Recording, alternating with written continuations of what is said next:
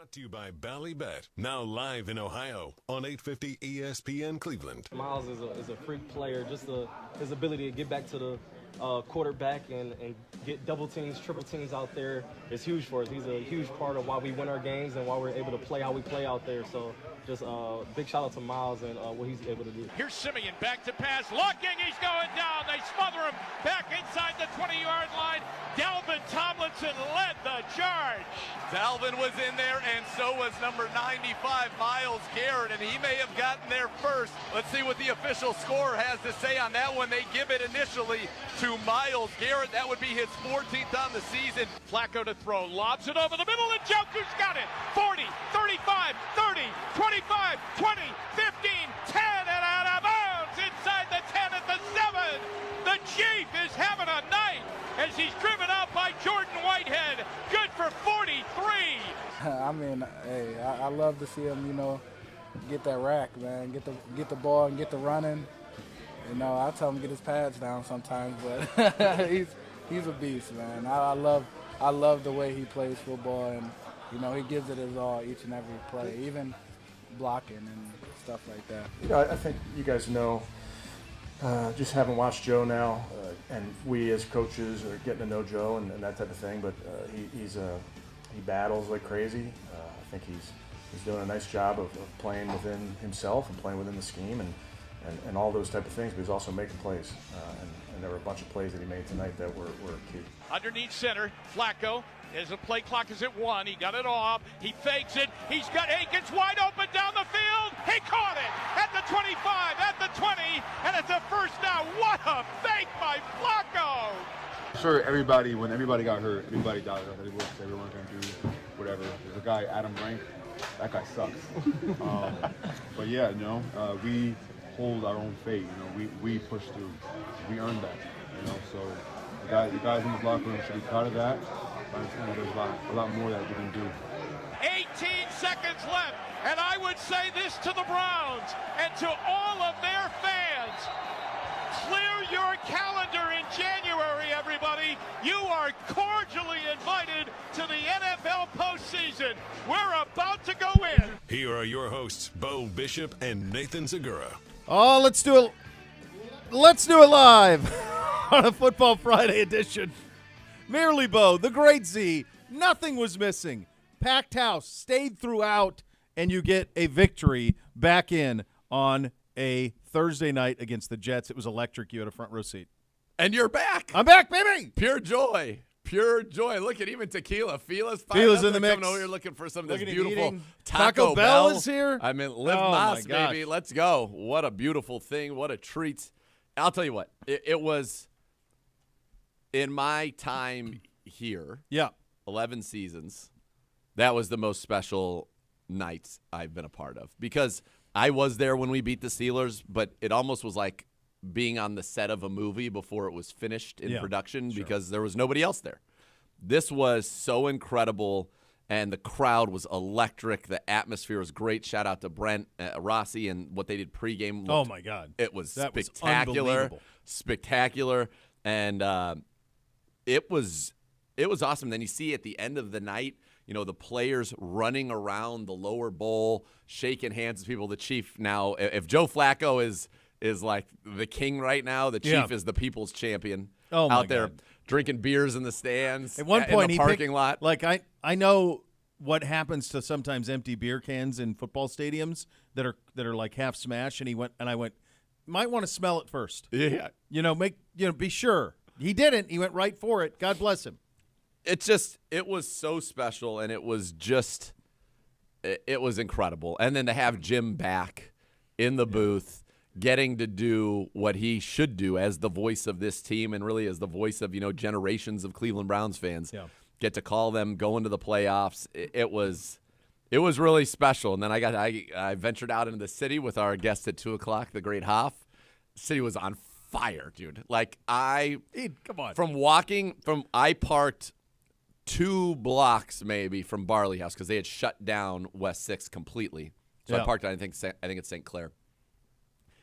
It took me, that would be like we'll call it a 3-minute brisk walk, maybe 4, took me about 20 minutes because it's all Browns fans pouring out, taking pictures, hugging everybody, like complete pandemonium, people screaming, barking in the streets. It was like, it was so cool to be a part of. And then, the joy from the players, the joy from the coaches.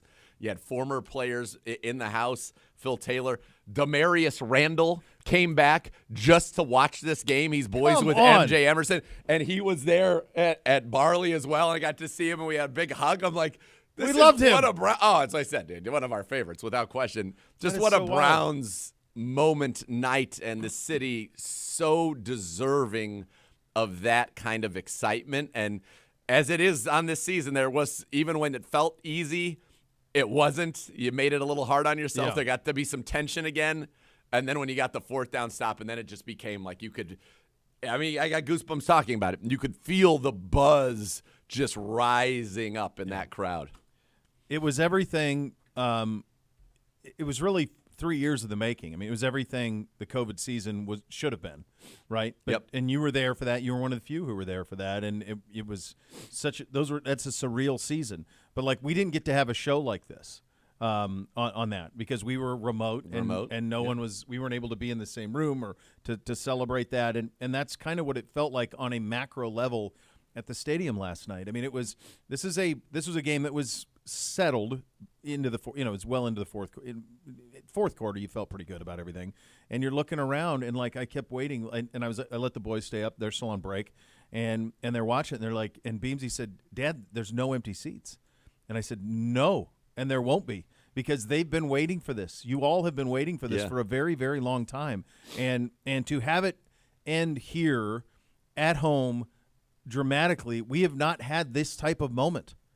Nobody out there listening right now, unless you're somebody who's above the age of 45-ish, 40-ish, that remembers the 80s, you don't have a point of reference on this. You don't know what this is like to clinch with a game to spare and to do it at home in a night game. Come on, dude. Like, this checks every box. The Browns went 8-1 at home, and thanks to our great statistician on the broadcast, Dan Tracy, he informed us the Browns have never won 8 games at home in a season. That's crazy. And obviously, you'd have to have gone 8-0, and then the seasons were shorter. The most they'd ever won was 7. And so you get that kind of history. Joe Flacco throws his way into the record book, snaps a 33-game streak of the Jets not allowing a 300-yard passer. He becomes the first Brown ever to throw for 300 yards in 4 straight games. The Browns have won all 4 of those games. He's the first quarterback in the history of the National Football League to throw for 250 yards or more and 2 or more touchdowns in his first 5 starts with the team. Not even Peyton Manning, when he came to Denver and threw for 8 billion yards and 100 touchdowns that season, did that. Only Joe Flacco. And to do it against the Jets, he had 296 at the half. 296. The over-under was 240 and a half. Which was a fair over-under. I think the actual was 236. There was one player who had gone over that in 9 games against them. Yeah. Like, they hadn't allowed a 300-yard passer in 33 straight games, longest streak in the NFL. Right. No problem. Chiefs over 100 yards in the first quarter. And to do the first drive, it's like, oh, no, 3rd and 15, no problem. Pick it up, Chiefs. Second drive, 3rd and 12, no problem. Chiefs going to one-hand it, take it down there. Touchdown.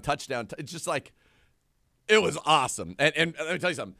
It wasn't a dull game. Now, maybe you could say the third quarter was not exactly the most enticing of football, but you got a blocked kick. You don't get to see that all the time. No, you don't. Yeah, you got that. The Flacco piece of this, it's unreal. It's hard to, if you know, what we do for a living, right, is we're fans of interesting. We're fans of things that make you think. You want storylines. You like narratives. You like anything. This comes out of the clear blue sky. I mean, if you go back to Greenbrier, you go back to late August, even September, even before Deshaun's shoulder started happening, and you started to say, well, like, okay, if this happens, what does it look like? And PJ comes in and wins a couple of games. It's huge. DTR wins. He beat the 49ers. Huge, right? Like, beat the Steelers and the Steelers on the game-winning drive. That's right. So, like, you have these moments, but the second he came in here, and it's funny, I told this story last night to Amy and the boys. You came in here. We were off air. You came in here, and it was after watching him practice once. It was right before we started the show when we first signed him. And you came in here, and you go, Flacco looked good. And I'm like, come on. what are we talking about? Hasn't played in months. What do you? And everyone, you have a zest. I do have a zest, sure. And you have a positivity, and you have your full zestness. The glass is always full. Yeah. And I'm a little bit more cynical, and I say, I'm okay, all right. Like, what does that even mean? He looked good. And you're like, no, he looked good. And then the second he started the first game and the first drive. The third downer to Amari. Yeah. You just went, oh, okay. Okay. That's a pro. And I said that Monday after that first game, I said he's a pro is what he is. He's a pro. Well, he's more than that. He is playing quarterback as well as anybody in the league right now. From a big play perspective, there's nobody even close. What he is doing down the field in this offense, the symphony that is being conducted by Kevin Stefanski with Joe Flacco as the maestro is a stunning level of competency. And it's not even that.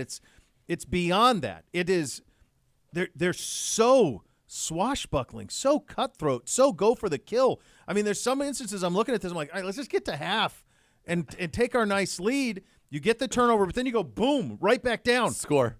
Okay, I guess if this is what we're going to be, like, let's be the best offensive team in football. It's nuts. And forget about what we don't have. Think about what we do have. Like, this guy came off his couch and is playing as good a quarterback as anybody in the league right now. And it is fun to watch how big – we're so big offensively. So many bust plays, just wide open chunks. Chief, everybody. It's nuts. Jerome Ford to the barn twice. Crazy. Unbelievable. And so, to your point, you're talking about the big plays. Coming into the game last night, Flacco had 5 passing touchdowns of more than 30 yards. That was 5th in the NFL for the season. He had done that in 4 games, and he added another one last night, so obviously still moving up the rankings there as he hit Jerome Ford on that 51-yard catch and run. So it's such a cool story, and I think he is enjoying it so thoroughly, which is special. His family was in attendance last night. They had jerseys. It was it's great. Awesome. And he was just on McAfee's show before we went on air, and he said he came home after a game with the Jets, and his kids were like 30-10. They lost 30-10. He's like, 30-10, Dad? Like, really? Like, come on. And so he said, I ended up getting on the floor, and for the first time in my life, I like Googled Joe Flacco to pull up highlights and be like, look, this is who your dad. This is who I am. Okay, not 30-10. I used to actually win some games, and then, to get to have his kids see him, to be playing at a level that, certainly he believed that he could play. And Jake Trotter wrote a great article on ESPN about him throwing with him his brother, who was playing, I think, in the XFL, just signed there, Tommy Flacco, great name, and then his dad, and his dad would wear gloves, and they just rib each other and stuff, all the stuff to get ready. But it's so special, and it's funny. So after his press conference last night, I was in the tunnel, and he came out, and we saw each other and started talking. And as I told the sweet Miss K, I said, I think we get along because we're men of a similar age. That's what I said. She's like, well, you're a little bit older than him. And I was like, yeah, but he's like, he's counting Miss K. Yeah, right. You keep me holidays. Young. You keep me young. So he, you keep me young. He was like, man.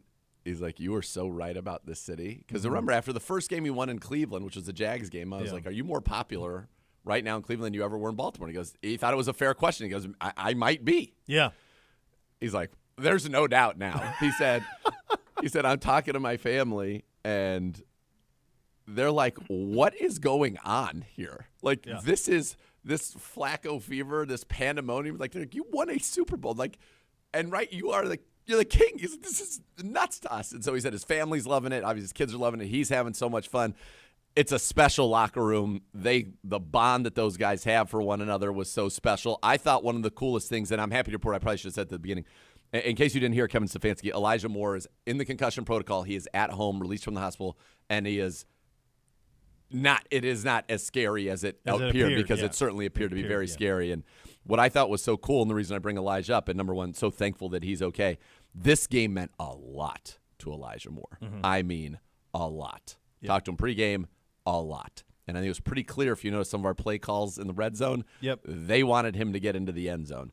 And so he got into the end zone on that play, on that out route.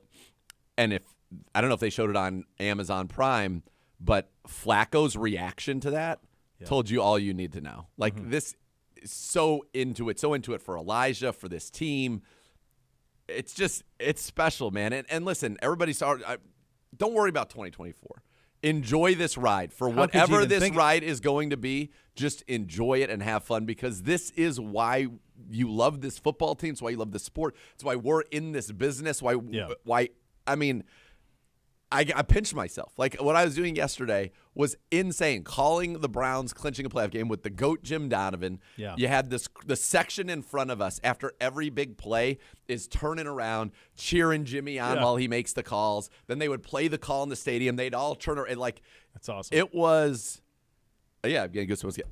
It was amazing. It was so special. And what Joe Flacco is doing is so special, and it's so not lost on him. And I think McAfee said it best. He goes, maybe this is the greatest internet run of any football person in the history of football. Because, like, right now, he's the most popular. He goes, I've never been this popular ever in my life. No, he's like, it's great. He's king of the town. I mean, he's king of kind of the football world, honestly. He really is. Yeah, he really I mean, is. we've got Yeah, people who it's a are short best list. known as political and sometimes sports pundits Right. are all in. They're all in. All Couldn't in. be more in. And if you're not in, get bent. You know what I'd say too about, when I'm glad you brought up, like, stay in the moment. If you watch football, and I watched a lot of it in between the various Christmases, you can beat anybody. Yes. There is nobody impervious. There is nobody that's unbeatable.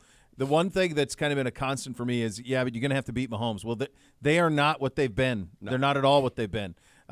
Buffalo could be scary if they get in, but it took everything and they could to beat a backup quarterback in the Chargers heading into the Christmas weekend.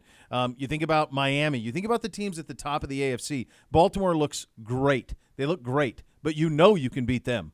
You've done it. You've done it. So there isn't anybody in football right now that is impervious. And this could just be magical enough. And now you punched a ticket, baby, and you're in. And you got a veteran quarterback who's playing with a ton of confidence. You have an ability up front in the middle of your offensive line. You're very, very solid. You have a game wrecker at defensive end in Myles Garrett, who every single play wreaks havoc. Whether it registers as a sack or not, his impact on the game, if you watch one of our games and don't go, my God, every play he affects it incredibly. You have playmakers everywhere, and you have a coach right now who sees it the same way his quarterback does. And that's a big, big deal, and you can tell it. This can go a long ways, kids. This isn't just, we're happy we're in the dance. You got 11 wins.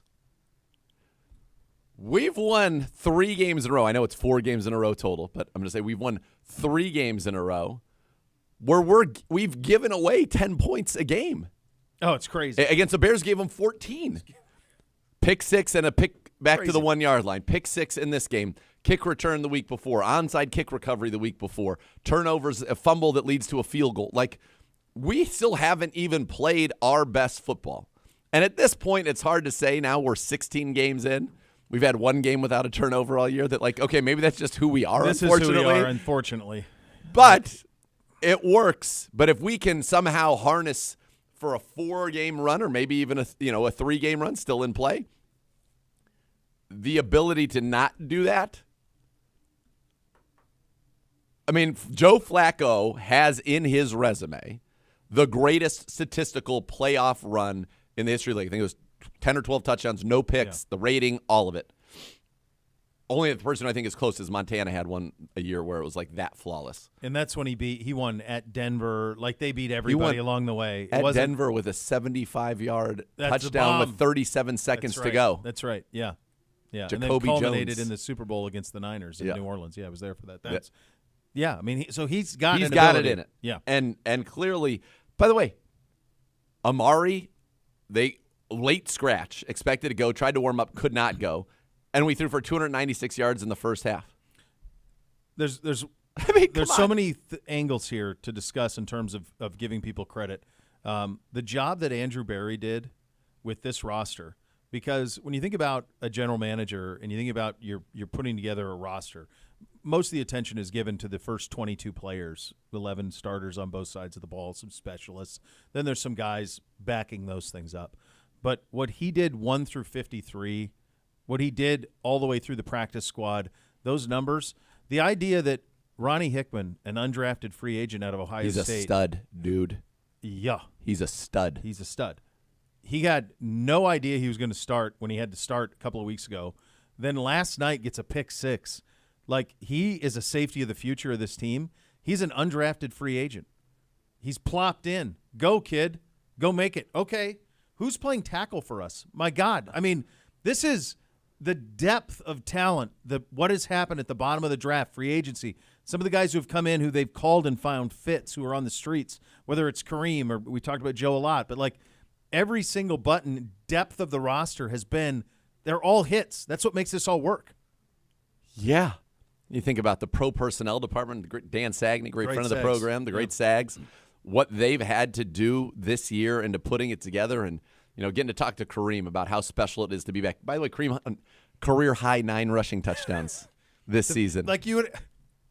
He wasn't here. Not here. Until the Chubb injury. Then he comes in, and now he's become like this short yardage, heart and soul of the team guy. Okay. It's crazy. Okay. Last night, and we'll say by the second half. Here, give me your pen real quick so I can do this properly. All right. So last night, if you were at the Greenbrier, okay, your starting offense. So Jed Wills, Joel Bitonio, Ethan Posick, Wyatt Teller, and Jack Conklin. Okay, cross off 2. So we're at 2-5. Skill positions, and I'm going to go the second half of the game. Elijah Moore's now out of the game. Yeah. Your top 3 receivers were Amari Cooper, Elijah Moore, and Donovan Peoples-Jones. Yep. Boom, boom, boom. Okay. Your quarterback was Deshaun Watson. Your running back was Nick Chubb. The only skill player, anybody who's supposed to touch the ball, that did that for you at the Greenbrier and also in this game was David Njoku. So you're talking 4 of 11 in the second half of this game. Not that our offense is good, but I'm saying once Elijah went down, and even if you keep Elijah in, we're talking 5 of 11. You're talking about your quarterback, your running back, your 2 tackles, and your 2 of your top 3 receivers. That's the ability to overcome that. And then you mentioned a guy like Ronnie Hickman steps in. We lost Rodney McLeod and Grant Delpit. DeAnthony Bell's playing great. Rocket Hickman is playing unbelievable, and I love what they did. Jim Schwartz, Coach Banda with the safeties. If you notice, Thornhill and Hickman were out there a lot together in passing situations. Yeah. And in the second half, you know why Garrett Wilson didn't make any plays? They just said, Garrett Wilson, you're not going to make any plays. They had the corner in front, and Hickman went wherever he went and was over the top. They basically doubled him the whole time. Completely. And by the way, Trevor Siemian was more than content to pad, I guess, his completion percentage stats. I don't know what he was doing at the end of the game, but you can't keep throwing 4-yard passes in the middle of the field like as if there's an infinite amount of time, which he was doing. It's like, if you're not going to try, just run the ball, right? Yeah, and let's get out of here. Yeah. It was he didn't even try to throw one down the field, but I thought that was a great coaching adjustment because we talked early in the game. As soon as they saw one-on-one on the outside, they were just throwing it to Garrett Wilson back shoulder. They hit the 1 for 20 and tried a couple others, but I thought that was a great. It was just. You're right. This team, though, the resilience of it, and even like this is crazy. That's nuts. That's man. That's completely insane. Yeah, completely insane. And it doesn't even matter. Like Joe Flacco was the furthest thing that you were thinking of. By the way, PJ Walker, who you correctly point out won you a few games, he wasn't at the Greenbrier. You picked him up after the 53-man cuts. It's just the resilience of this team. It's because there are a couple things. You give Andrew Berry credit, and it's so fun to see him smiling and happy, which is awesome. But it wasn't just about the talents, and they did focus, obviously, on talented players, but it was a lot about the people and the mix that you have now of the veterans, and we'll talk to Hoff about it.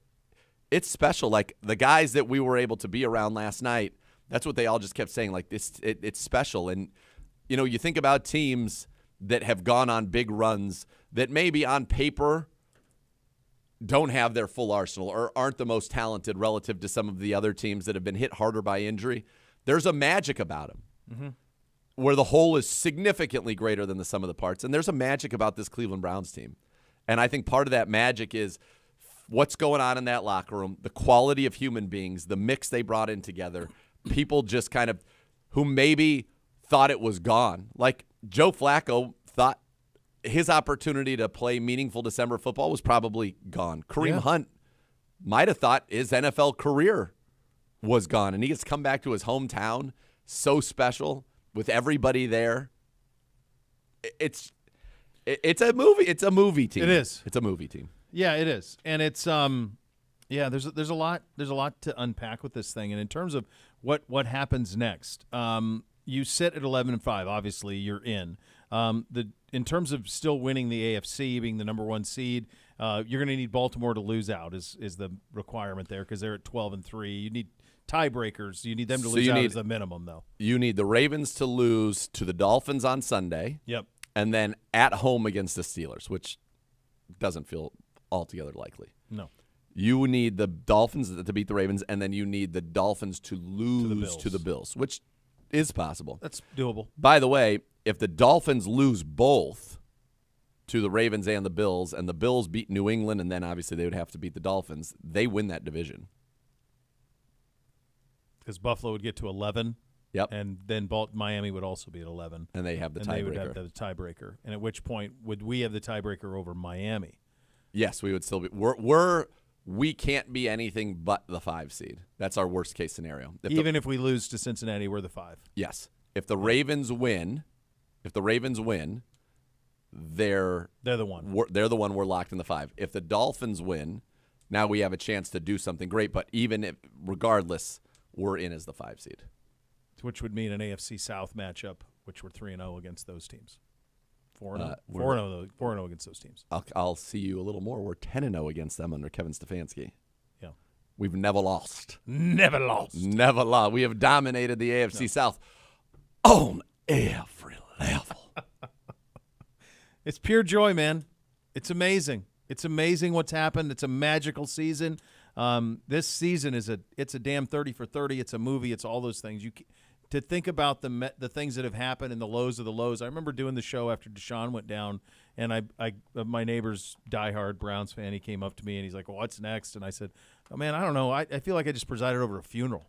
Like I needed 24 hours. Man, we had to mourn. Yeah, I had to mourn a little bit. I mean, it was all lost. How about him on the sideline chest bumping Flacco? Awesome. One last point. This is the point I was when you were making the point about the togetherness of this team.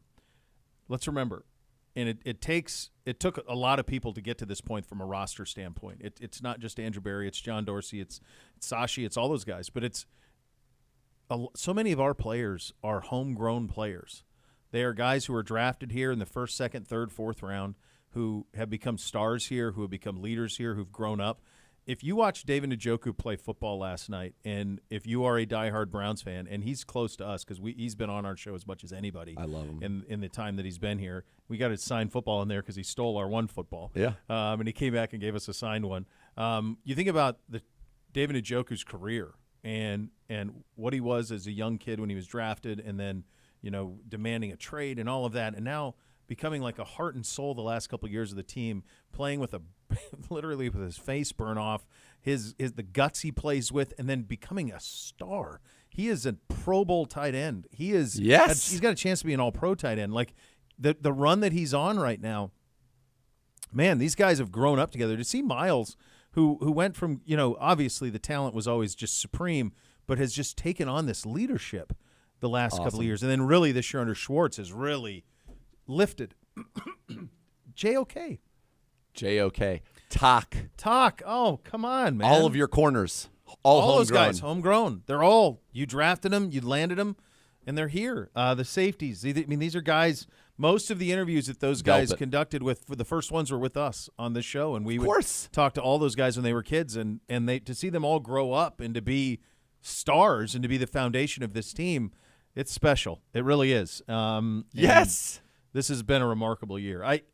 The thing that meant I flipped over to you guys, I wanted to hear it. We were watching on Amazon, and sometimes it's hard to get it to sync up, with the TV and the radio, but I'm like, I got to hear this. And that's the signature call of Jim's, I think, and the only thing missing was all of you. At 2020. It was the perfect call. And then to have it go the other way was special. It was special. You guys, it was awesome. You guys had a great call all the way through. You guys have had a great year. But it was even more special having the two of you together call it, and to do so over a house of which no seat was empty at the time of the end of the kick. He had to be there. Had to. He had to do it. And I'm going to get all emotional. But it was – I know how much it meant to him. Yeah. I know how much it meant to this city because he is the voice of this team. He is the voice of this city. He's the voice of the generations of Browns fans out there. And – there was a time when I think he was not sure if he was going to be able to do this. And so that he was By the way, he hasn't lost yet this year. He's 6-0. Undefeated. All he He's does is undefeated. Just pure joy winning. Horse is getting a lot of carrots. Oh my god! Out on the Ponderosa. Oh, they're thriving on the Ponderosa. It was just. That was special. It was so special. So was. special. Lots of fun. The Hoff will join us for the Joe Thomas half hour of the program. You'll hear from Coach Stefanski. You're a playoff team, kids. It's a good thing to be. It's going to be a lot of fun and a lot of good fun ahead still on this season. We're off and running. You listen to Cleveland Browns Daily, brought to you by Bally Bet, sports betting partner. Your Cleveland Browns now live in Ohio on 850 ESPN Cleveland.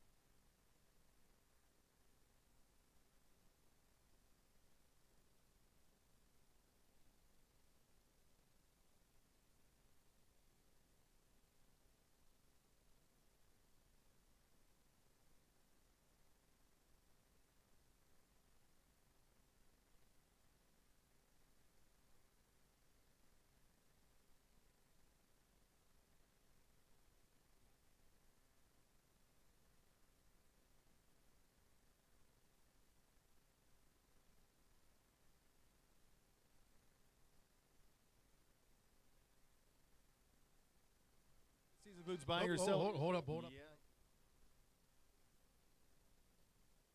Your game plan for the season includes buying or selling a home. Howard Hanna has the answers, delivering a winning strategy for breaking down the game of real estate as the market's leaders in Northeast Ohio. More buyers and sellers trust Howard Hanna to be their winning home team. Visit howardhanna.com/go Browns today. And now let's head to the podium. Your head coach, Kevin Stefanski. All right, injury front. You're down. Elijah Moore spent the night in the hospital. He is home now. He's in concussion protocol, so we'll just work through that over the next few days with him, but glad that he's back home. Mike Ford has a calf injury. We will update that as we get back more information in the next few days. But, like we talked about last night or this morning, whenever it was, proud of the effort, proud of the fight that the guys had out there. Was a fun night and happy to do it in front of our fans like we talked about. And then we'll have this little breather here over the weekend. And then, our focus is we got to finish strong. And that's what we intend to do. And with that, I'll take any questions. Hey, Kevin, can you say any more about Elijah? Like just how long was he in the hospital? Did they find anything, No, yeah, I don't have a ton of other information other than say that he's doing better. He's home. I've been texting with him. Those are always scary, as we all know. But I will say this about him: I'm very proud of him. He was getting going. I thought the route he ran for that touchdown was outstanding. That just he's done a great job for us. And with Amari going down, put him over there in that spot and didn't miss a beat. I mean, the play he made to break up was almost an interception. Break it up, grab it. He was outstanding. Yeah, I know you've talked about the job that Andrew has done in the front office, kind of giving you the depth of the roster, but just in the season of injuries, how important has it been for them to continue to add guys who have stepped in and had huge roles for you? Yeah, I think it's been unbelievable. And I think, again, the credit goes to Andrew and his entire staff. I mean, our crew works really, really hard to find people that are sometimes available and working them out. I mean, just look at the guys that are playing for us that weren't with us at training camp. And that's just a testament to our personnel staff in finding guys that we knew we could trust. And then obviously the coaches getting them ready to go. Yeah, Kevin, staying on the receivers for a minute. Do you feel like Amari, he'll have this little extra time to get well? And do you feel like, he might be ready for the season finale? Yeah, I hope so, Mary Kay, but it's really hard to say. It happens on these short weeks. You go into it and you don't know until the guys get out there in the field and have to move around in Amari's case. And he couldn't go and he tried like crazy. But I do think rest will be a big deal this weekend. And then we'll see how he's doing next week. Yeah, Kevin, obviously we'll speak to you. A lot of it is, nuts and bolts football here. But for you, when your name's mentioned along the likes of, Paul Brown, you and he are the only coaches in franchise history to win 11 games multiple times, and you passed Bill Belichick on the team's win list. Just what have you enjoyed most about this run this year? Yeah, as you can imagine, I don't really spend time thinking about how I factor into that, Daryl. I'm proud of this football team. I'm proud of the players. Look at that locker room. Look at how it's filled. Look at them picking each other up. I think it's about those guys out there on the field. Kevin, now that you've had a couple hours to soak it in, how did it feel to clinch the playoffs in front of that home crowd? And were they as electric as you hoped that they would be? Yeah, they were, Cam, and they were electric from the jump. I mean, pregame. And electric's the word just because there was a buzz. There was a buzz in that stadium. They came ready to roll. That fourth quarter, you could feel that they were just waiting for that clock to hit zero, like probably all of us were, so that they could, finally celebrate that. So special for them, special for our players to be able to, get around the stadium and be with our fans. I mean, those are great, great moments for this organization, for this city. And then again, we'll very quickly turn our attention to next week and trying to finish this thing strong. Couple of questions, Kevin. How about Dustin and Corey? Do you have any idea whether they might be ready for Sunday? Yeah, I don't really have an update. I think Corey has probably a better chance than Dustin, but we'll see how that goes throughout the next few days. And then if depending on how things work out Sunday, it will affect your chances of winning the AFC North. The question is, what is your philosophy on rest or rust when you have players that you might want to could sit against the Bengals? Yeah, I think it's so dependent on where you are and what you feel like you need for your football team. Obviously, there's moving parts here going into these last ball games, so we'll see how it plays out on Sunday, and then we'll make the appropriate decisions. But it doesn't change the fact that we want to finish strong. Hey, Kevin, to go back to Elijah, I mean, you alluded to being proud of him and the way he played and came around. I mean, I know he's been honest this season about having to fight through some of that personal frustration and how he's not let it get to him and contributed in the ways that he can. So what does that just say about him and what he brings to that room and the locker room in general? Yeah, Ashley, we do a game captain each week that's chosen by the players, and they chose Elijah this last week. And, part of it obviously going up against your former team, but more of it was just how hard he works. He shows up every day. He does his job. He practices really hard. So just proud of him getting that opportunity last night, getting those balls and doing something with them. And as we're blessed to have a bunch of different guys on offense that we can get the ball to and feel really good about, and Elijah's certainly one of them. Hey, Kevin, you talked about Jerome Ford a little bit after the game, but it seemed like he was running really hard. Did that stand out to you too, how hard he was running? Yeah, he was running hard. I thought the guys did a nice job of moving that defensive front, which again is very, very good against the run. But Jerome ran hard. I thought all the runners ran hard, and then the play Jerome made at the end of the half is incredible. Joe to get out of there, get him the ball, and then the rest was all Jerome, and he just would not be denied. And talk about guys running hard. Obviously, David Njoku has done that all year long. How's he continue to get so wide open lately?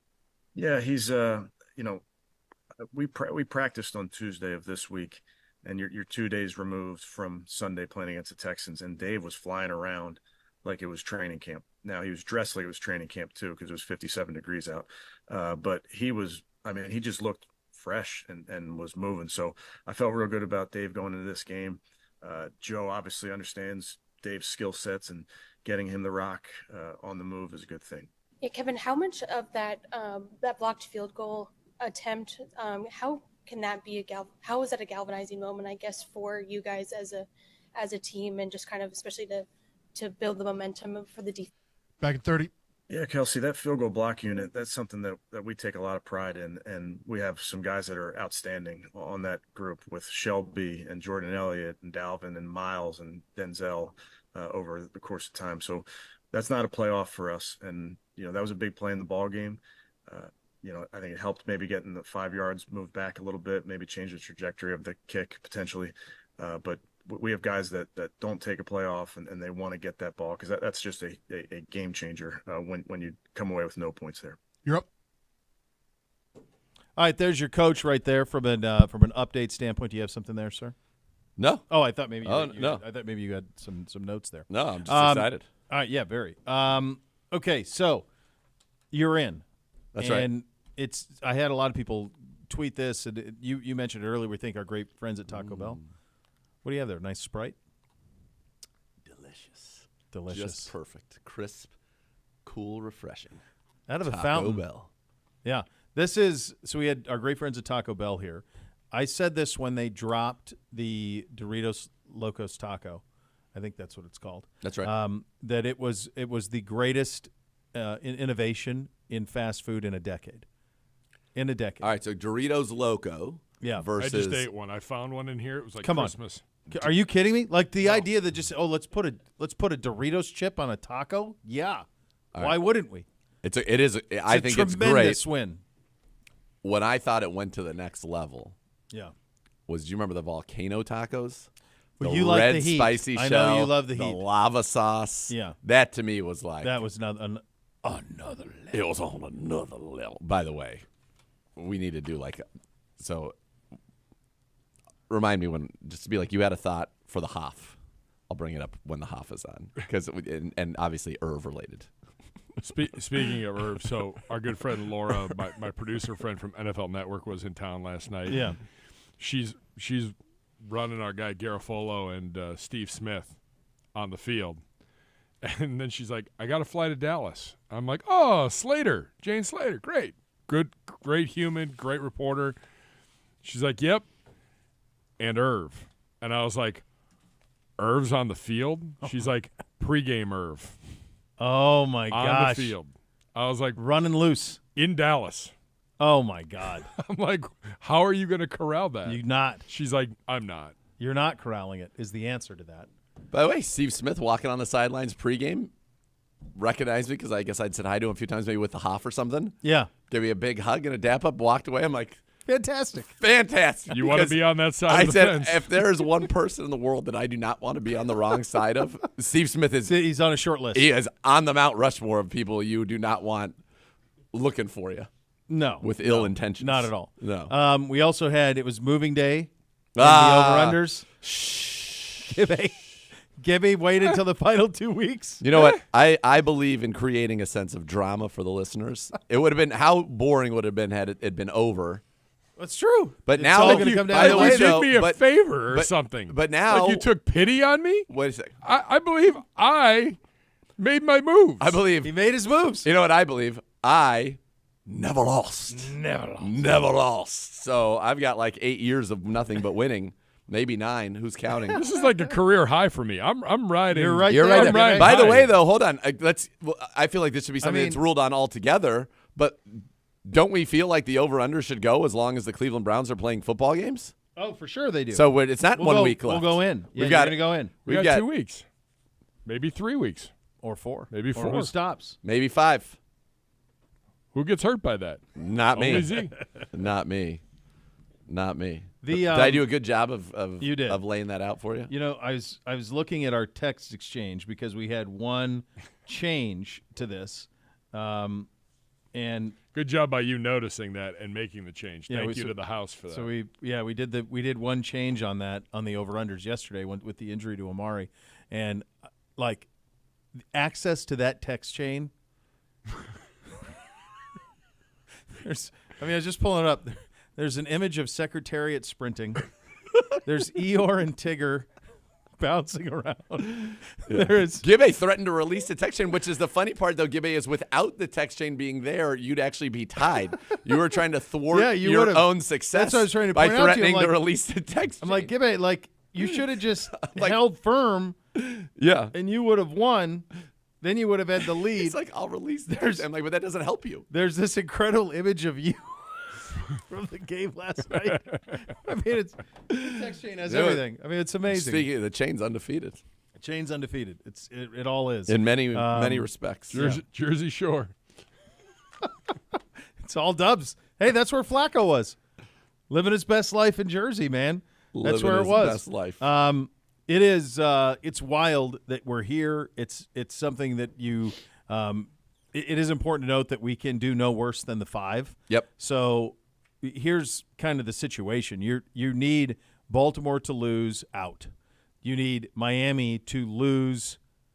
You need Miami to beat Baltimore and then lose to Buffalo, because that would get you the 1. You get the 1 if the Ravens lose to Miami and lose to the Steelers. If Miami beats the Ravens, obviously, and loses to the Bills, then you're the 1 seed, and you beat the Bengals. You have to beat the Bengals. You have to beat the Bengals. If those things don't happen, I do wonder. Like, are our times locked in for the Cincinnati game? Is that Not clear? yet. So No, Sunday night. what? Sunday night, we should know.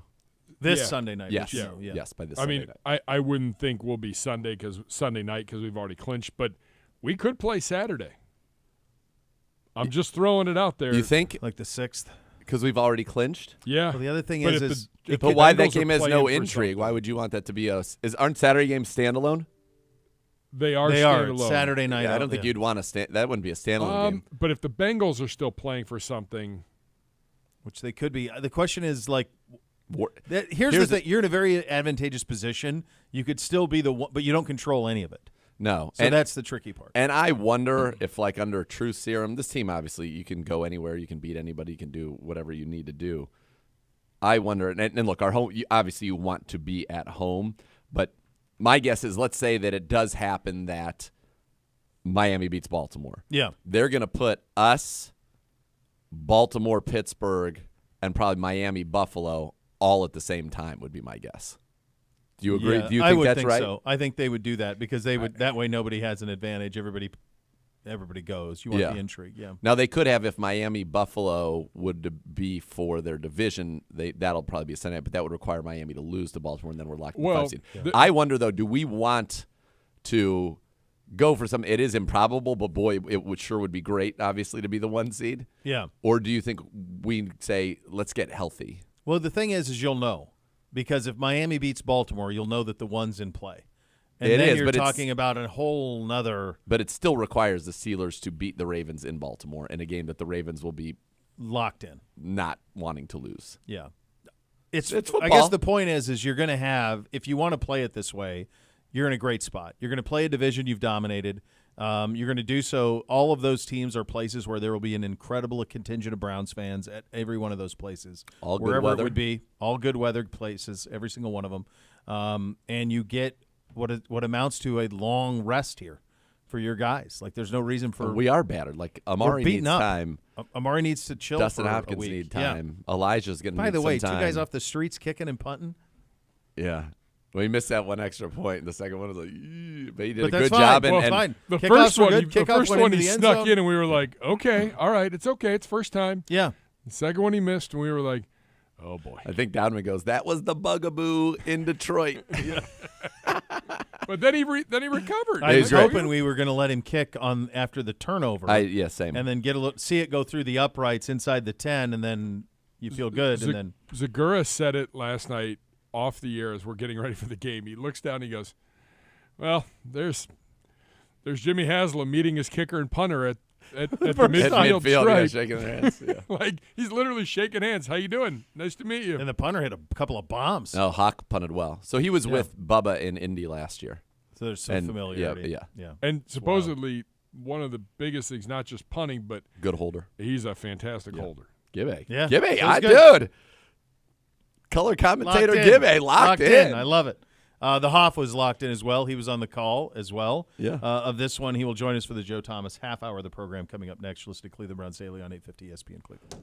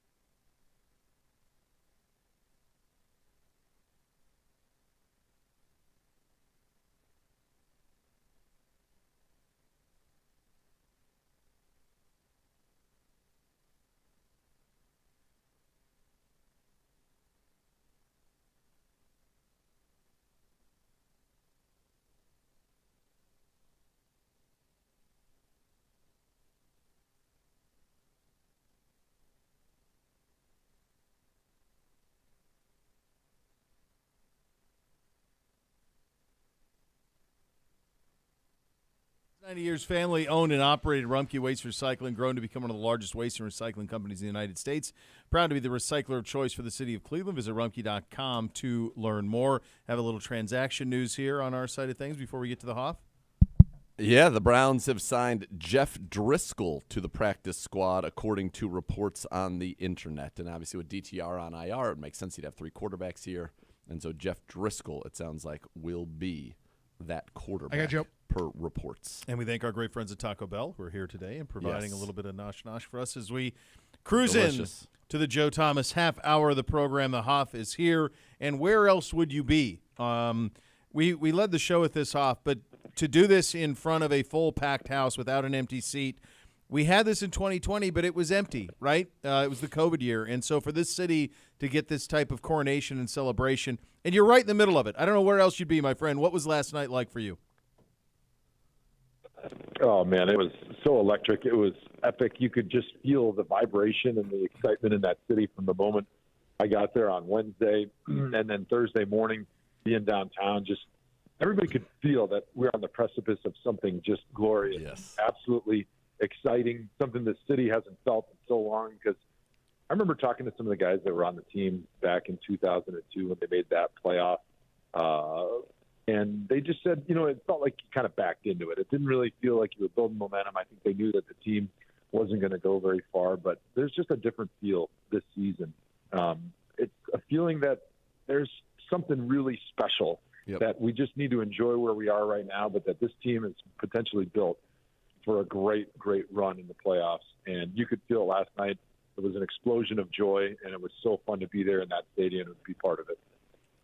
It was electric, Hoff, right? I mean, just you could feel it, the passion, and then afterwards the players running around the lower bowl. I just thought it was a very magical night, and one that continued for us well into the morning. And I think for a lot of people in Cleveland, it was special. I think that's the right word. This is a special team. It's a special city. It's a special environment. I mean, the way that, they're chanting for Flacco, it was just a magical night. Was there anything in particular? To me, the guys running around the field really stood out to me, and the way they were interacting with the fans and all that love. Was there anything that kind of stood out to you that really kind of just summarized just how special this was and the bond between these fans and this team?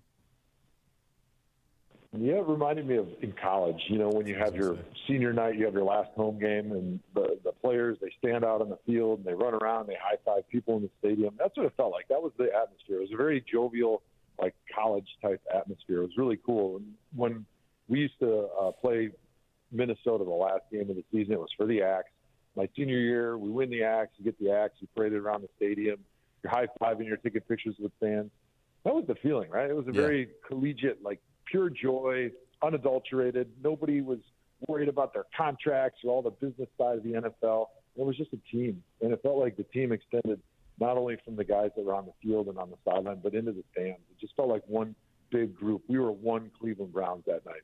It's I've always meant this as the highest form of compliment. This is the most collegiate feel, and maybe Green Bay has something similar too, but this feels like that. There is a we're all in this together feeling to the Browns in Cleveland that reminds me very much of Big State U, Wisconsin, those type of places where it's like everybody's in and everybody's a family and kind of in it together. And the thing that's really cool, and we'll get to Joe Flacco in a second, obviously, because that's the headline, Joe, but the one thing that happened here is so many of the guys, whether it was Talk or whether it was Chief drinking beer in the stands, or I saw Talk going around, or Newsom and Denzel and Emerson jumping into the crowd, all of those things, those are all homegrown guys, Joe. They're guys we drafted, guys who were developed here, who grew up, who came from boys to men here.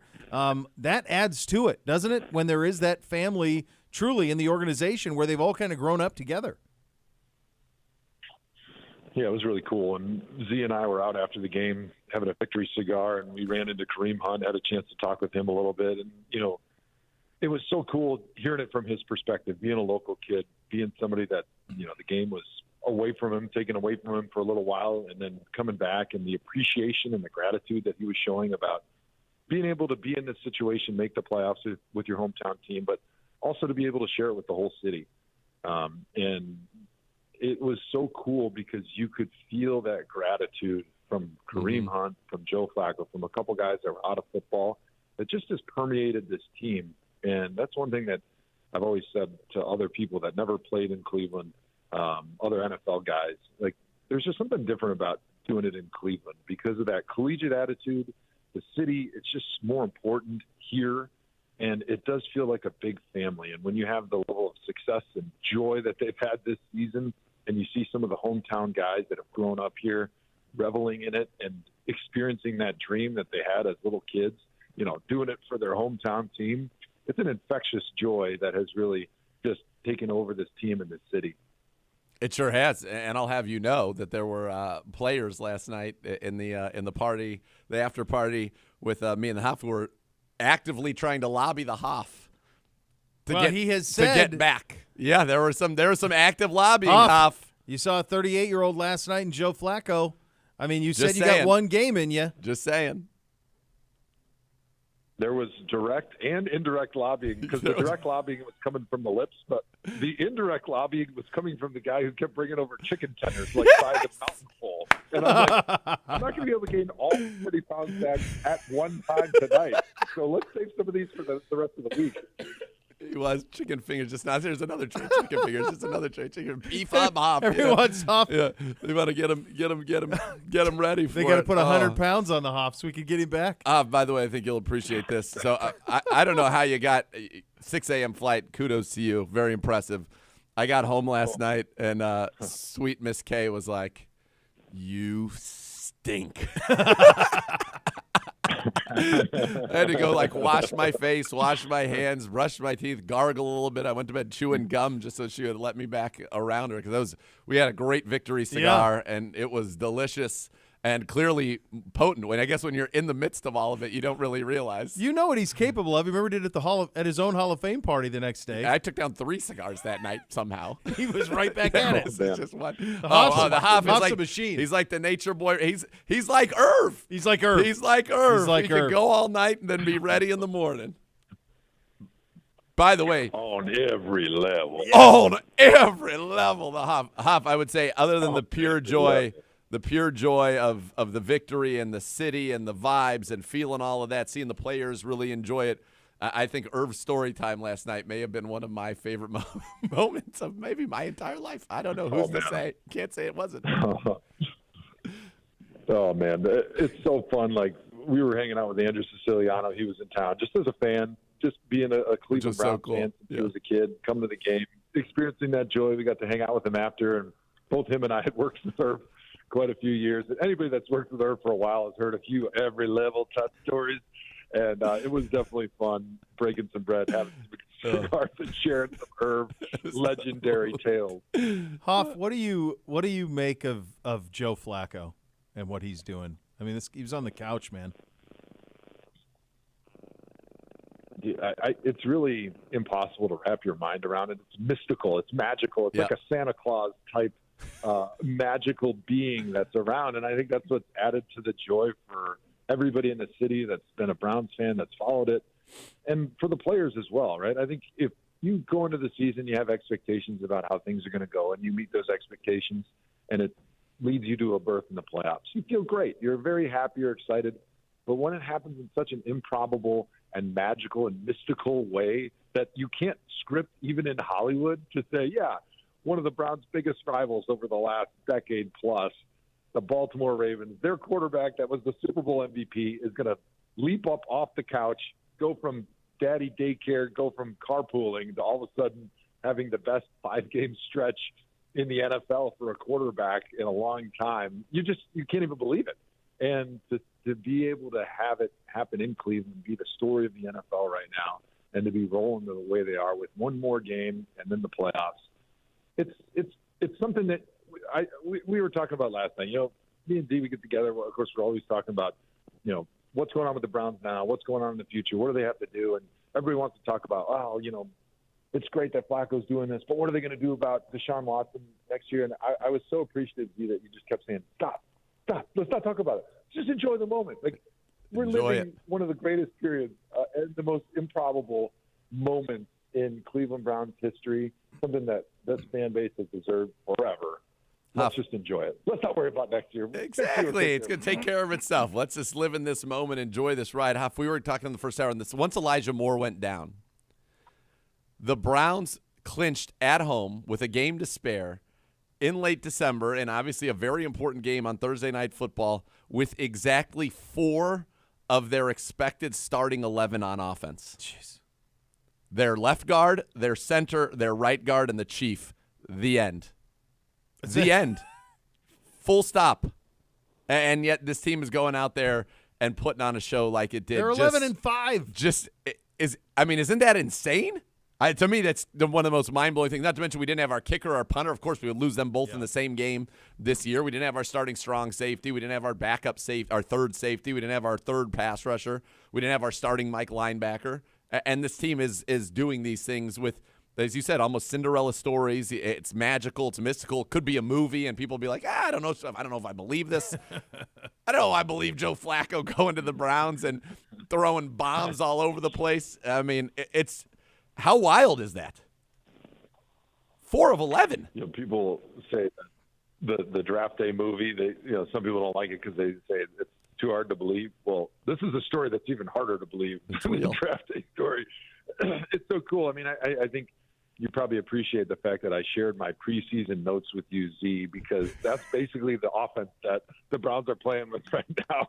I mean, their top guys almost entirely across the board on offense were not playing. Nope. And they're still putting together the incredible offensive outputs. It's impossible to believe, and all you can do is just smile and enjoy it. Hoff, and not only that, we're not playing clean. Like we give away touchdowns, points every week. The turnovers are crazy. You're winning despite yourself in many instances, and so much. It's all marrying well right now, and Flacco coming along, it elevated it. It elevated what this team was capable of.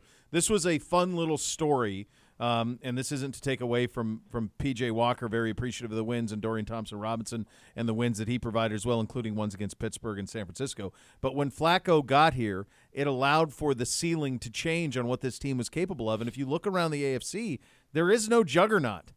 Like the Tyreek Hill, Kelsey, Mahomes, Chiefs, they don't exist. Everybody's got holes here, man. Like, this team can go a while, can't they? Don't you believe in some of the factors that this team has going in its favor, that this could be a run of multiple weeks in the postseason?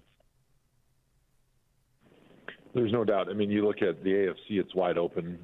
We knew how competitive this division and this conference was going to be going into the season, but because of the rash of injuries, especially at the quarterback position in the AFC, it's completely wide open. And you look how well the Browns have been playing.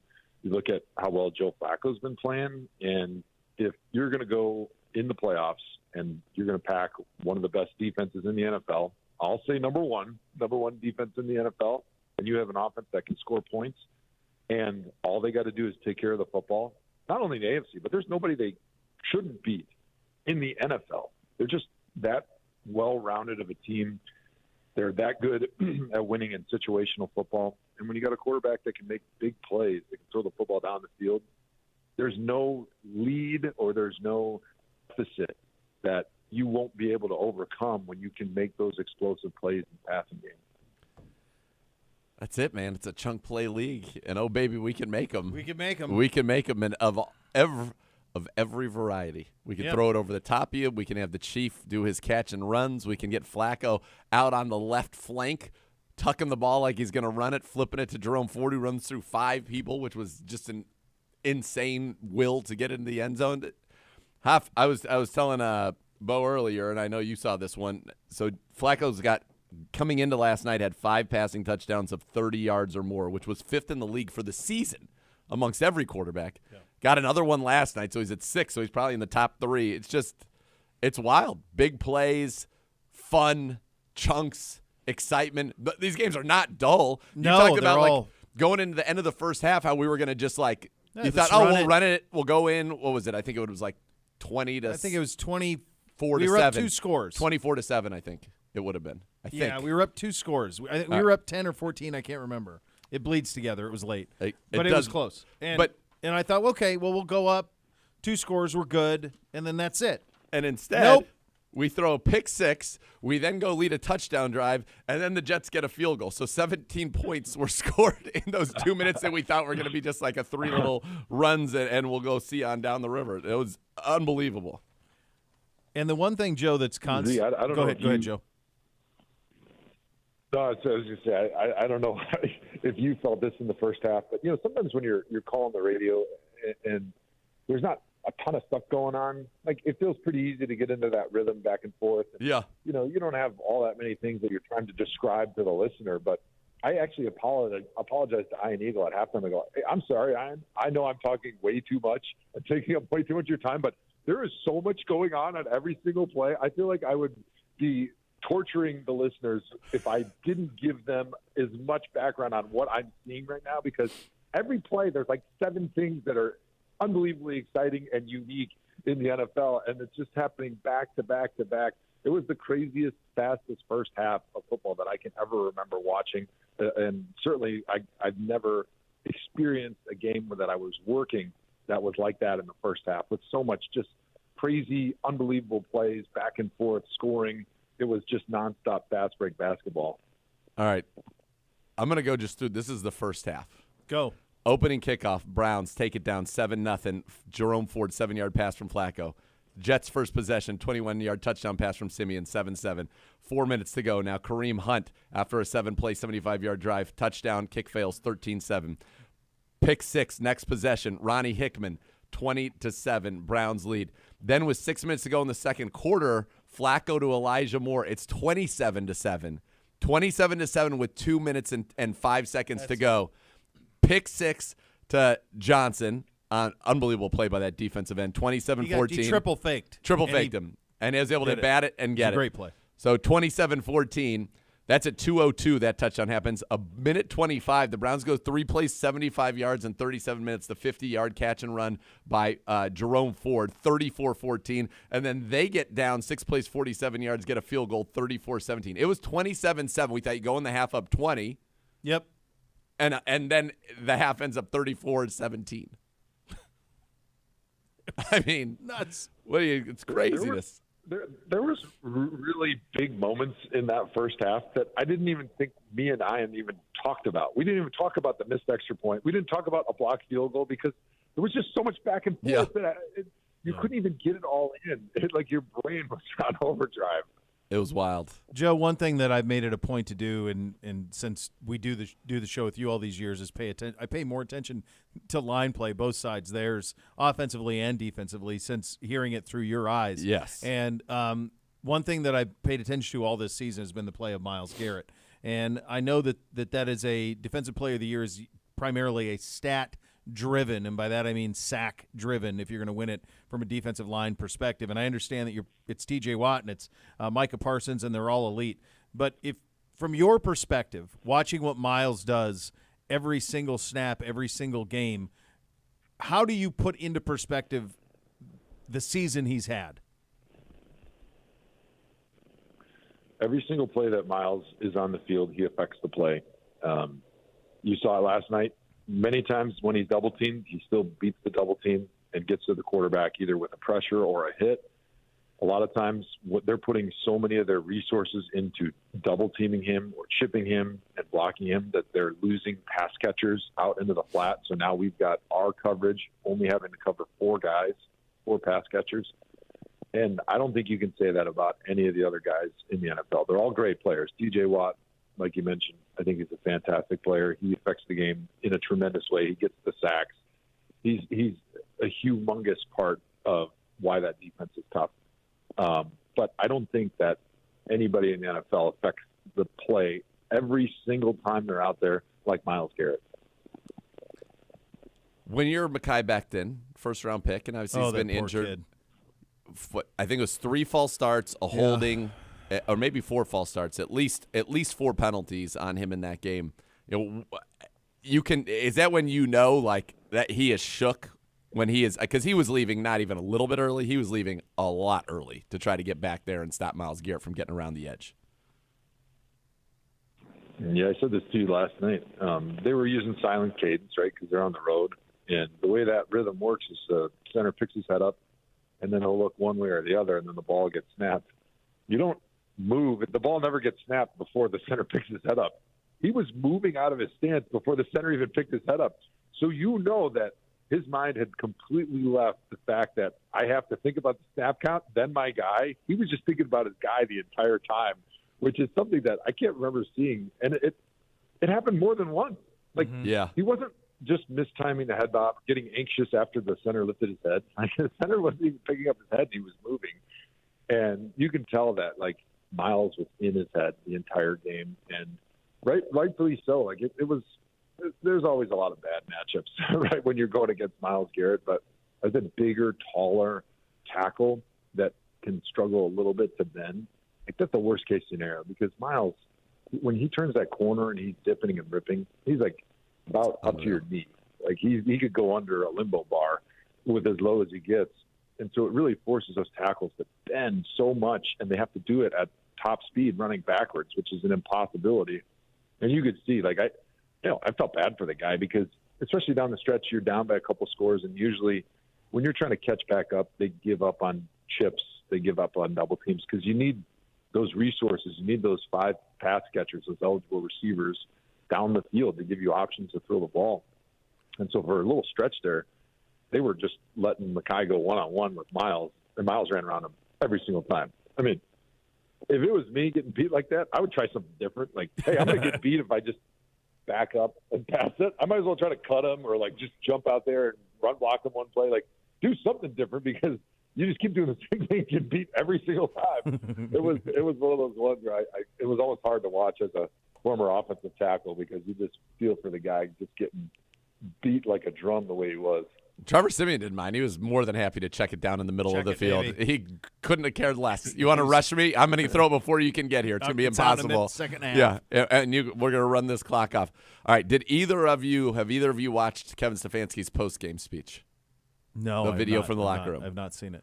Okay, you need to do it. I listened to it on the radio. So, when you watch it, actually, I'll just tell you what it is, and then you can watch it back because I think you're both going to get a kick out of this. So, Bubba Ventrone, who you played with, obviously, Hoff, here with the Browns, a couple of weeks ago bought, like, mechanic shirts with name tags on them. We've seen them for every player on the team, like workman attitude. And I think the more that I get to know Bubba, the more that I absolutely like him, and the more I am convinced, and this video I think would be Exhibit A in my evidence, that, like, he would like nothing more. He loves coaching, but I think he would love nothing more than to be out there running down, making plays on special teams. Yep. So he's in the background. Have you seen this, Gibbe?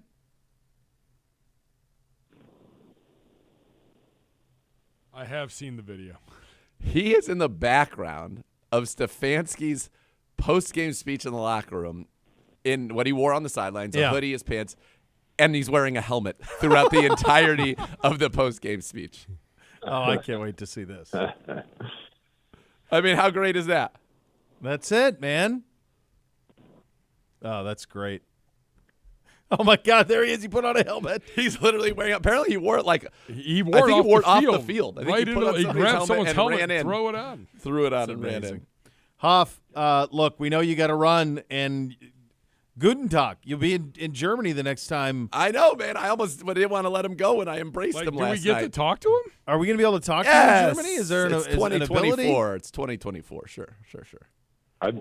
I believe they have internet and phones in Germany. I haven't confirmed it. We might have to get I believe they that international calling thing. You need the international calling ship for your phone. You know what I think we might have to get, Hoff, is set up a chat on. I think WhatsApp is the best if somebody's in international. For international, it is. Okay. Having a kid that's going back to France, yes. So, Hoff, the whole family is moving the 1st? On Monday.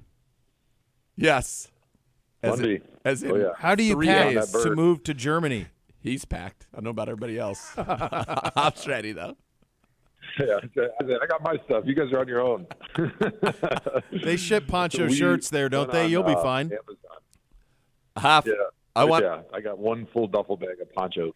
I want to make sure though that the supermarket that you built, the checkout stand, I'd like to make sure that makes its way to Germany, just because you put a lot of blood, sweat, and tears into that thing, and I think it'd be a shame to have it left behind in the States with nobody scanning, no groceries getting checked out there. It'd be very sad. Hey, Z, I'm having a good day right now. I wish you wouldn't bring that up. That was 3 hours of my life down the drain. My kids played with it for 3 minutes, and then by the time we get home from Germany, they're going to want that thrown in the trash because they're going to be too old to give a crap about it. Listen. If you're down right now, just know that coming up tonight in the neighborhood White Elephant party, that you are going to dominate. So you've got turn your attention in towards the glory that awaits you tonight. Yes. Oh, it's going to be a very phallic night. I can't wait. Oh, my goodness. I'd like a video, by the way, if you wouldn't strong. mind. Yes, sir. Hoff, we love you, buddy. Absolutely. Safe travels to Germany, buddy. Yes. Love you guys. I appreciate it. Welcome back, Bo. I missed you last week. Same. Sad. But now he's back. The back, boys, baby. The boys are back. And we're sending the great Hoff to Germany. Sending the great Hoff to Germany. Across the there pond. We go. Perhaps we'll see him next fall. Perhaps we will. Perhaps we'll see him in February. Oh. There you go. Thanks, Joe. Happy New Year, buddy. I think he's gone. He's gone. He said the hell with you guys. Yeah. OBM, the provider, copiers and document services for the Cleveland Browns, can tackle any size office. The number is 216-485-2000 or visit ohiobusinessmachines.com. Oh, yes, we have the scores. Oh, baby. They're coming up next. You're listening to Cleveland Browns Daily on 850 ESPN Cleveland.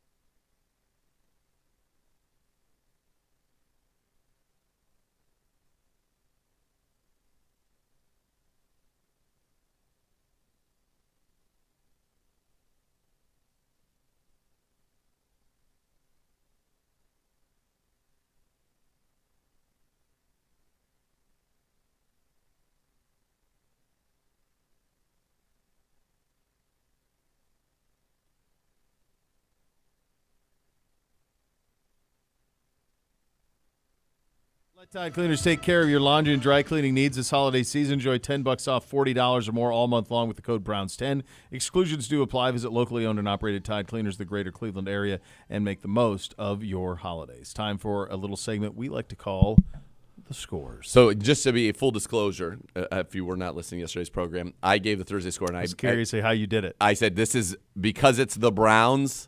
You went. I went straight. I said, hear me straight. This is the pick. It is the Browns. I had 27-0.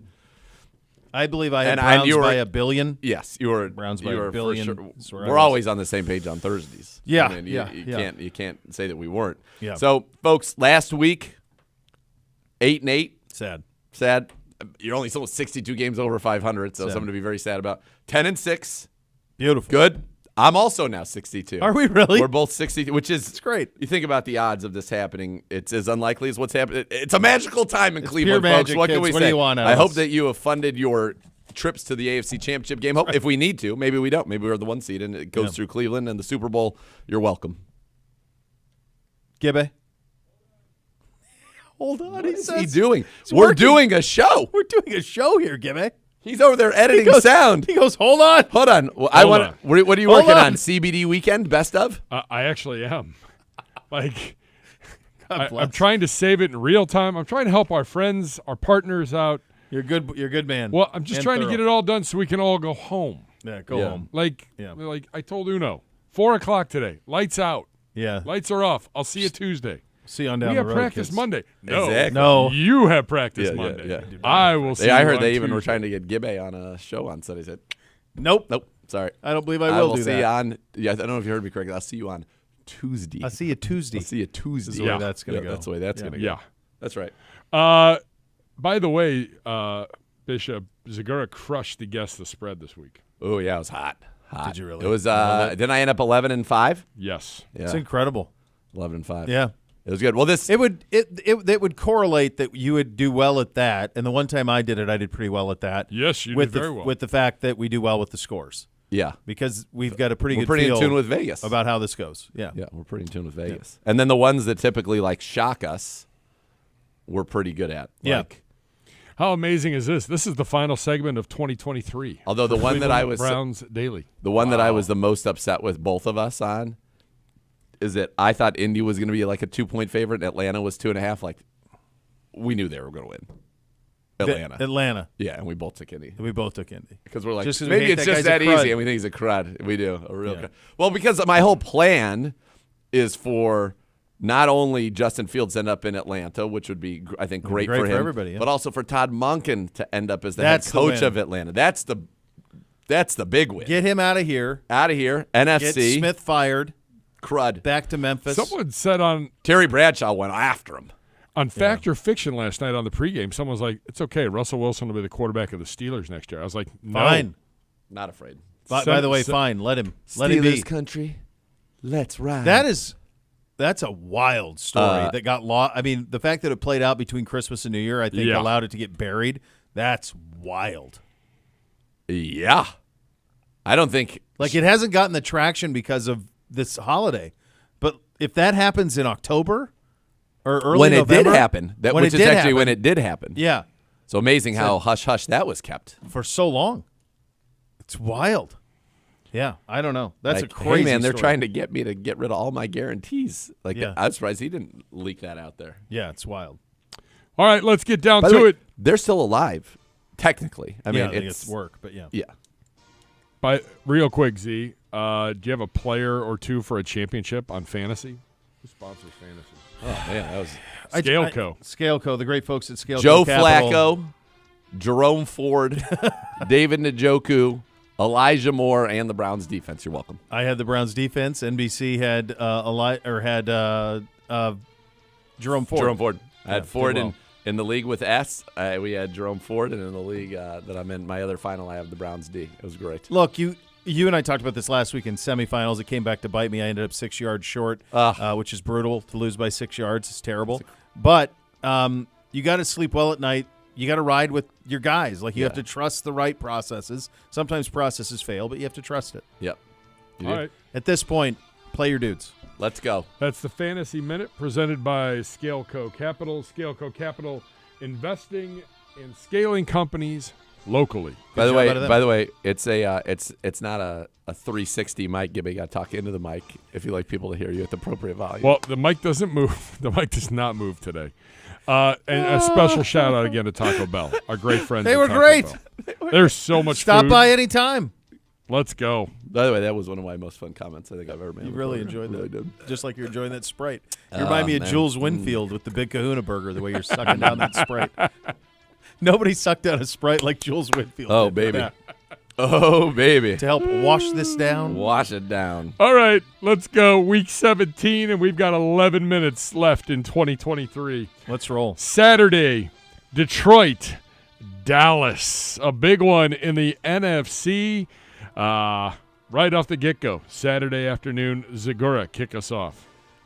This one, I was way off on the score. I thought this was going to be Dallas -3. Sure. And it feels inflated to me. But that being said, who doesn't like the Leons with that kind of a number? So that makes me take the Cowboys 30, Detroit 20. Yeah, same. I had the exact same thinking on this. It just seems way too big to me, so somebody's got to know something. So I like Dallas as well. Onward we go to Sunday, 1 o'clock. This game really should have been flexed. I don't understand why it wasn't, but here we go. Instead of Green Bay, Minnesota. Yeah. Did they lose their power to flex? No. And they kept it? Yeah. Wild. Miami Dolphins are they are formidable. 11-4. On the road, though, visiting the Baltimore Ravens. The Ratbirds, number 1 in the AFC, maybe for another week. No Jalen Waddle. 12-3. No Jalen Waddle. Bishop. Yeah, the Waddle piece is a pretty big component of this thing for Miami, I think, a little bit. I mean, my heart wants Miami. I want this to go along for another week. It just feels like Baltimore's a little bit better. And this has actually gone up a little bit, even from this morning, but tells me that probably people know some things. I like Baltimore winning by 7. Going with my heart. Going heart? Going with my heart. Come on, all boys. Heart. Miami 24, Ravens 23. Come on. Fins up. Onward we go. A big one from Indianapolis as the Colts, Jags, and who else? Houston, all tied at 8-7 in the AFC South with 2 weeks to play. The Colts get Michael Pittman back. Zach Moss is out. Colts hosting the Las Vegas Raiders, who still have a chance here at 7-8. Zagura. Give me the Colts. Give me the Colts. Robinson said the Raiders are going to make the playoffs. Give me the Colts huge. What the hell he was thinking about last night. If I would have told you that Las Vegas would beat Kansas City in Arrowhead in a game in which their quarterback did not complete a pass, not a single one, zero, none, after the first quarter, you would have probably said I was nuts, but that's what's happened. Well, guess what? You don't get that lucky twice in a row. Minshew, ram it. I'm going opposite. I like the give a damn in the Raiders. I like the fight. I like Pierce. I like how hard they play. I think Vegas could win it outright, but I think they get it within 3 at least, which does it. So I like Indy 26-25. Dang. Up next, the hottest team in the National Football League outside of Cleveland, the Buffalo Bills, playing host to New England. Trap game here, Bills. I hate these. Don't look ahead. Don't get caught looking ahead. Bills have won 3 in a row. They're 9-6. Patriots 4-11, but have been sneaky good the last couple weeks. Bishop. I just will preface this by saying this. I don't feel like, and I don't know that this is to be true, but it feels like I've gotten Buffalo wrong every week. When their lines are enormous, I think, well, clearly someone's going to cover. Then the line will be enormous on the road, and I'll say the opposite. I don't know what the hell to make of them. I think they're going to win the game, clearly. This seems huge. It seems too big to me, which leads me to believe it's there for a reason. Buffalo, ram it. Zagura. Yeah, that was what I wrote down initially as well, so I'm going to stick with it. Buffalo, ram it. I was waiting for you to convince me on New England, but it's a big number. But it's huge. It's but a big number. It feels like so. You've actually been pretty good on Buffalo of late. You got last week wrong, but you didn't get them beating Kansas City, so you didn't believe in them. But when you believed in Buffalo, you pretty much you've done all right. Okay. Yeah. I don't know. Their lines are crazy. Buffalo's are. Yeah. Up next, gutless Falcons on the road, visiting the 6-9 Chicago Bears. Both teams Falcons at 7-8. Bears 6-9, still alive in the NFC. Zagura. The Bears. Elimination game. Huge. DJ Moore could have just stayed healthy. I know. Just one more catch. D-Hop, stay healthy. Any of those things happen, I'm playing for a chipper. Instead, not. Just an extra point. One extra point does it. That would have done it. Didn't happen. I like Chicago in this too. I think they're playing for a great deal to give a damn for Justin Fields. I think they play hard for him. I think they want him to stick around. Oddly enough, this could be the audition for the most logical landing spot. Bears. Tell Bears.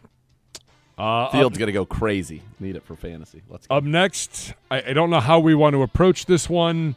Trevor Lawrence has an issue with the throwing shoulder.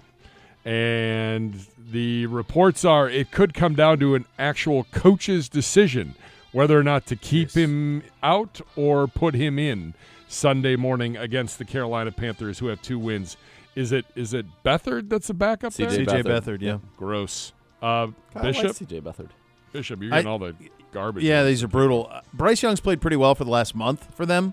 I think they keep it competitive. I just think the number's a little bit too big. Jacksonville wins a gross game, 17-14. They need it. So Carolina's only, I feel like, wins and or covers have come at home. Yeah. I don't think they're a very good road team, and this one means too much to Jacksonville. I think that they're gonna put their big boy pants on and they're gonna smack the Panthers around. Jags, $1 billion. Carolina, 0. Jags have lost 4 in a row. To Houston we go. Tennessee coming to Houston after their little uniform stunt. Didn't go the way they wanted it to go. Congratulations. You now get to face C.J. Stroud, who will be back from concussion. Houston hosting Tennessee, a must-win game for them. Zagora. C.J. Stroud is back. The Texans are back. They beat them in Tennessee. They will beat them at home. Texans by 30. Same. Ram it. NFC game, the Rams seem to be in control of their own destiny, but they need this one, and they come to the East Coast to take on the New York Football Giants. Los Angeles Rams, G-Men, Bishop. Ram it. Ram it. Yeah, I don't even know. Who are the Giants starting this week at quarterback? It'll be Taylor. I just think it's all right. He'll get benched on Monday. Too many weapons for the Rams.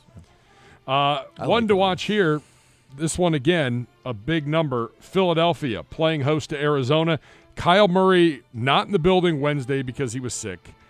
Didn't practice yesterday because he was still sick, but was at least back in the building. No update yet on Kyler Murray for Sunday, but that number could get a lot bigger if he doesn't play. I'm going to take Arizona here.